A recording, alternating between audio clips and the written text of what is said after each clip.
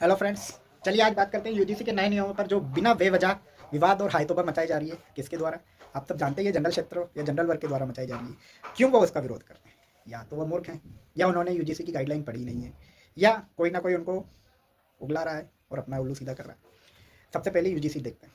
देखिए, सबसे पहले तो सामान्य वर्ग या सर्वण वर्ग के लोगों का कहना है कि यूजीसी के जो नए नियम हैं उनके अनुसार यदि कोई ओबीसी वाला, एससी वाला या एसटी वाले छात्रों के साथ यदि कोई भेदभाव करेगा, छुआछूत होती है या ऊंच नीच हुई या उनके साथ कुछ गलत हुआ, तो वो कॉलेज की कमेटी के द्वारा बनाई गई कमेटी के समक्ष पेश होकर अपनी कंप्लेंट करेंगे। उन्हें लगता है कि उनकी सभी जायज़ नाजायज़ कंप्लेंट पर वह कमेटी एक तरफ निर्णय लेते हुए आरोपी, जो कि जाहिर है सामान्य वर्ग से होगा, उसके साथ जायज़ती करेंगे, अन्याय करेंगे। इसलिए विरोध किया जा रहा है। पर मेरा यह मानना है कि इस तरह की कमेटी यूजलेस होती है, जिसको एसटी एससी एक्ट या एट्रोसिटी एक्ट में किसी को भी दुर्भाग्यपूर्ण वश तंग करने की नीयत हुई तो वो कमेटी में तो नहीं जाएगा। वो कहाँ जाएगा? अपनी नज़दीकी पुलिस थाने में जाएगा और आरोपी को या तो जेल भिजवा कर ही दम लेगा, या उसके बाद कंप्लेन और उसका वकील मिलकर मामले को रफा दफा करेगा, समझौता करेगा और आरोपी से आई थिंक ठीक ठाक वसूली कर ही लेंगे।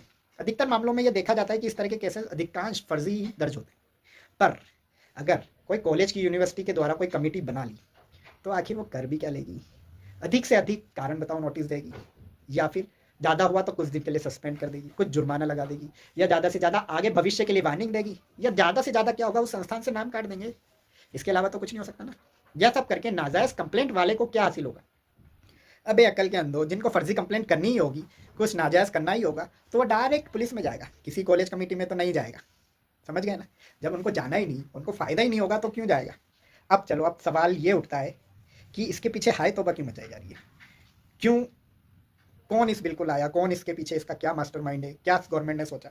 उसके बारे में थोड़ी बात कर लेते हैं। चलो, तो देखो, पहली चीज़ तो ये बहुत सोची समझी हुई राजनीतिक प्लानिंग है, जहाँ ओबीसी, एसटी, एससी वर्ग के छात्र और लोगों को लुभाया जा रहा है कि देखो, हम तुम्हारे कितने बड़े हितैषी हैं। उन्हें आनंद आ रहा है। क्यों? क्योंकि सर्वण सामान्य वर्ग के लोग तो दुखी होकर हाय तौबा कर रहे हैं, तो उनका तो ईगो होगा ना सेटिस्फाई, हमारा भी हो रहा है, ओबीसी वालों का हो रहा है, एसटी वालों का हो रहा है। अब इस ट्रैप में मुख्य विपक्षी दल और अन्य क्षेत्रीय दल फंस गए। क्यों? क्योंकि उनके एकमुश्त वोट बैंक, जो कि अधिकतम ओबीसी, एसटी, एससी वर्ग से आते हैं, उन्हें दूसरी तरफ ध्रुवीकरण का मौका मिल रहा है। सर्वण जातियों की संख्या कम है और वो वैसे भी कांग्रेस आदि और क्षेत्रीय पार्टियों को वैसे भी वोट नहीं देती है। उनका अधिकतर वोट शेयर तो भाजपा को जाता है। तो मेरे हिसाब से किसी सोची समझी योजना के तहत ही कई छुटभैये सर्वण समाज के नेता इन दिनों हाय हाय कर रहे हैं, जबकि मेरी नज़र में वह हाका लगा रहे हैं और दूसरे बहुसंख्यक जातियों के वोट को एक तरफा हाकने का प्रयास कर रहे हैं। यदि वो अपने प्रयास में 5 से 10% भी कामयाब हो गए तो क्षेत्रीय दलों और मुख्य विपक्षी दल की लंका लगनी तय है। यदि वाकई सर्वण सामान्य जातियां कुछ करना चाहती है तो सिर्फ एक काम करें, चुपचाप शांत होकर घर में बैठ जाए। इसके अलावा कोई ऑप्शन नहीं, क्योंकि इस बिल में कुछ होना जाना कुछ भी नहीं है। कॉलेज कमेटी ज़्यादा से ज़्यादा जब आपको हटा ही देगी संस्थान से, इसके अलावा ना उनके पास कोई ऑप्शन है। इसमें ओबीसी, एसटी, एससी वर्ग वालों के लिए तो कुछ भी नहीं है। अगर उनको कुछ चाहिए भी होगा तो डायरेक्ट जाएंगे पुलिस थाने में, वहाँ से कंप्लेन दर्ज कराएंगे, वहाँ से कुछ इनकम करेंगे। तो बाकी निर्णय आप सबका है। बाकी इस पर आपके क्या विचार हैं, आप मुझे ज़रूर बताइएगा मैसेज करके।